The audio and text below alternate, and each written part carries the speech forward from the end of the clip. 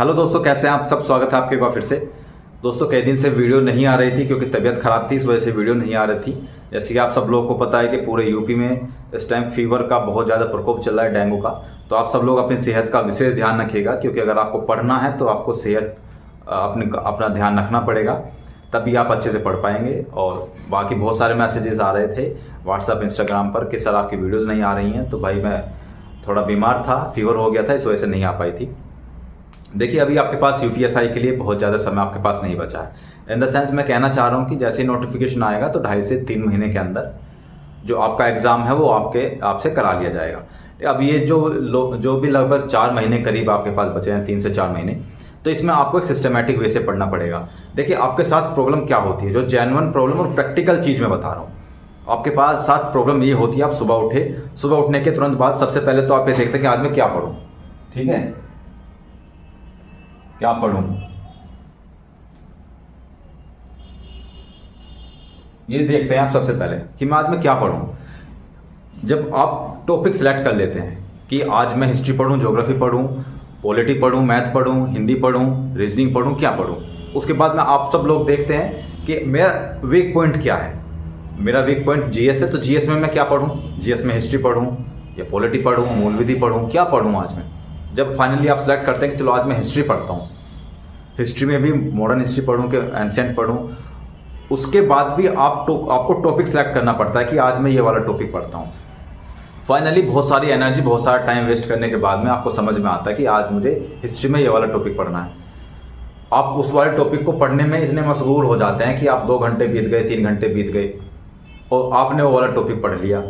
उसके बाद में जब आपको लगता है, जब आप 4-5 घंटे पढ़ लेते हैं, उसको 3-4 घंटे पढ़ लेते हैं, फिर आपको लगता है आज के लिए काफ़ी है, इनफ है, अब कल मैं पढ़ूंगा ज्योग्राफी, ठीक है। नेक्स्ट डे आता है, नेक्स्ट डे में आप ज्योग्राफी आपने उठाई, ज्योग्राफी कोई टॉपिक उठाया, उसको पढ़ते जा रहे हैं।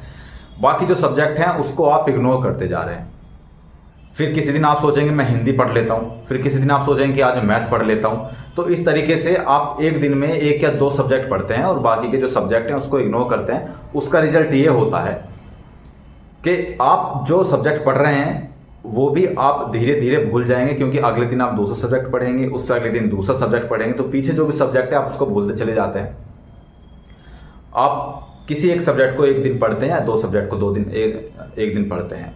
इस तरीके से आप अपनी पढ़ाई करते हैं, मैं जानता हूं, और स्टूडेंट लाइफ में सभी लोग इस तरीके से पढ़ते हैं। मैं भी ऐसे पढ़ता था, लेकिन मुझे बहुत बाद में चीजें समझ में आई कि मेरे साथ असल में गलती क्या होती थी, मैं गलती क्या करता था अपनी पढ़ाई के टाइम पर। तो वो चीज मैं आपको बताता हूं कि आपको ये गलती नहीं करनी है। आपको ये नहीं करना है कि मैंने आज एक सब्जेक्ट उठाया, 2 सब्जेक्ट उठाए और पढ़ लिए, बाकी सब्जेक्ट को मैंने इग्नोर कर दिया, और उसको फिर अगले दिन 2 सब्जेक्ट उठाए, बाकी सब्जेक्ट को इग्नोर कर दिया। ये नहीं करना है। आपको क्या करना है, देखिए जो एक जेन्युइन तरीका बताता हूँ, जो मैंने अभी तक के एक्सपीरियंस से जो मैंने सीखा है वो सब मैं आपके साथ शेयर कर रहा हूँ। और यही गलती मैं भी करता था, इसलिए मेरा सिलेक्शन इतना लेट हुआ, वरना बहुत पहले सिलेक्शन हो जाता, किसी अन्य जॉब में हो जाता। सबसे पहले आपको उठना है। उठने के बाद में या तो आप सुबह उठते ही 10 मिनट, 15 मिनट या आधा घंटा अपने आप को दीजिए, और उसमें आप ये देखिए कि आज मुझे क्या पढ़ना है, अपने टारगेट को सेट कीजिए। सबसे पहले क्या होता है, जब आपके सामने टारगेट नहीं होता ना, तो आप 3 से 4 घंटे पढ़ते हैं, सोचते हैं इनफ है आज के लिए, फिर अगले दिन पढ़ेंगे। लेकिन जब आपके सामने टारगेट सेट होता है कि आज मुझे ये वाला टारगेट कंप्लीट करना है, चाहे कुछ भी हो जाए, इसके लिए चाहे मुझे 8 घंटे पढ़ना पड़े, चाहे 10 घंटे पढ़ना पड़े, लेकिन आज मुझे टारगेट कंप्लीट करना है। उस टारगेट में आपको क्या रखना है, हर सब्जेक्ट को उस टारगेट में आपको रखना है। जैसे अगर आप जीएस पढ़ते हैं तो जीएस में हिस्ट्री का आज मुझे ये वाला टॉपिक पढ़ना है, इसके लिए मुझे इतने समय देना है। पॉलिटी में आज मुझे ये वाला टॉपिक पढ़ना है, इसके लिए मुझे इतना समय देना है। मैथ में आज मुझे ये वाला टॉपिक पढ़ना है, उसके लिए इतना समय देना है। हर सब्जेक्ट को आप उसमें जगह दीजिए और उस समय में उस टॉपिक को कंप्लीट कीजिए। ये आपका टारगेट है, और इस टारगेट में आपको करीब करीब 8 से 9 घंटे पढ़ना ही पड़ेगा पर डे। अगर आप अपने आप को टारगेट नहीं देते हैं और आप ऐसे ही रैंडमली पढ़ते हैं, तो उस रैंडमली पढ़ने में प्रॉब्लम ये होती है कि आप दूसरे सब्जेक्ट को भूल जाते हैं, किसी एक सब्जेक्ट पर विशेष ध्यान देते हैं, लेकिन दूसरे सब्जेक्ट को आप भूल जाते हैं। जब आप इस तरीके से अपने आप को टारगेट देंगे, फिर नेक्स्ट डे जब आपका आएगा, तो जो पहले वाला टारगेट है उसके हिसाब से अगले दिन का टारगेट बनाइए कि आज मुझे ये वाला टॉपिक मैंने कल पढ़ा था हिस्ट्री में, आज मुझे इससे अगले वाला ये वाला टॉपिक पढ़ना है और मुझे 2 घंटे में टॉपिक कवर करना है। ऐसे ही मैथ में मैंने कल ये वाला चैप्टर पढ़ा था, आज मुझे ये वाला चैप्टर पढ़ना है। और जो भी इसको 2 घंटे में 3 घंटे में इसको कवर करना है। ऐसे रीजनिंग में, ऐसे ही हिंदी में, हर सब्जेक्ट को टाइम दीजिए, क्योंकि यूपीएसआई में हर सब्जेक्ट में क्वालिफाई करना मस्ट है, इंपॉर्टेंट है। आप किसी सब्जेक्ट को इग्नोर करके दूसरे सब्जेक्ट पर अच्छी कमांड करके आप एग्जाम पास नहीं कर पाएंगे, क्योंकि हर सब्जेक्ट में कट ऑफ लगती है उसमें। इस तरीके से आप अपने आप को सुबह उठते ही टारगेट दे दीजिए कि आज मुझे पूरे दिन में, चाहे मैं कुछ भी काम करूं, चाहे मुझे कुछ भी करना हो, लेकिन 8 से 9 घंटे में ये वाला टारगेट मुझे कंप्लीट करना है। मुझे लगता है कि यूपीएसआई जैसे जॉब के लिए 8 से 9 घंटे पढ़ना तो आपको पड़ेगा ही, इतना तो आपको पढ़ना ही पड़ेगा। आप ऐसे नहीं कर सकते कि मैं 3 से 4 घंटे पढ़ करके इस चीज़ को निकाल लूँ।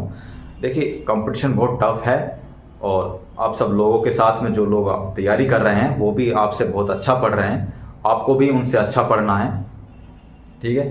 तो आपको इस तरीके से अगर आप अपने आप को टारगेट देंगे तो आप देखिएगा कि आप डे बाय डे एक इम्प्रूवमेंट अपने अंदर करेंगे, ठीक है। जो मैंने पर्सनल मेंटरशिप प्रोग्राम चलाया था वो जो अभी भी चल रहा है वो इसी चीज को ध्यान में रखकर चलाया गया था। जो अभी भी चल रहा है, लोग उससे लाभान्वित भी हो रहे हैं, बहुत लोगों को उससे बहुत बेनिफिट हुआ है।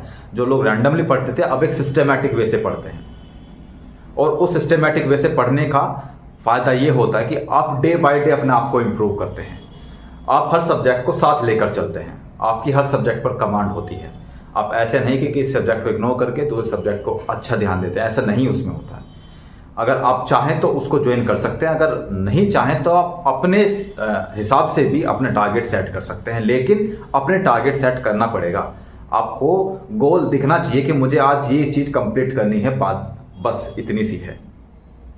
रैंडमली मत पढ़ना, रैंडमली पढ़ करके बहुत नुकसान हो जाता है, आपका समय और जो आपकी मेहनत है दोनों वेस्ट हो जाती है।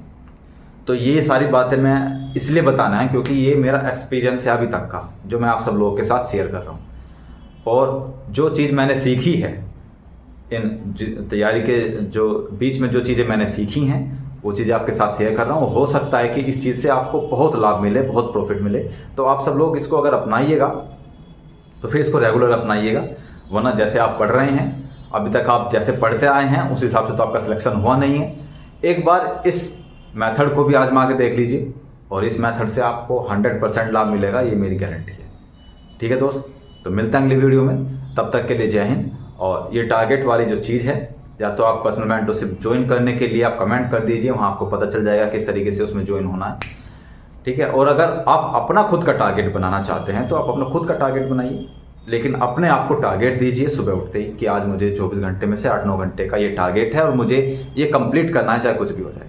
तो मिलते हैं अगली वीडियो में, तब तक के लिए जय हिंद।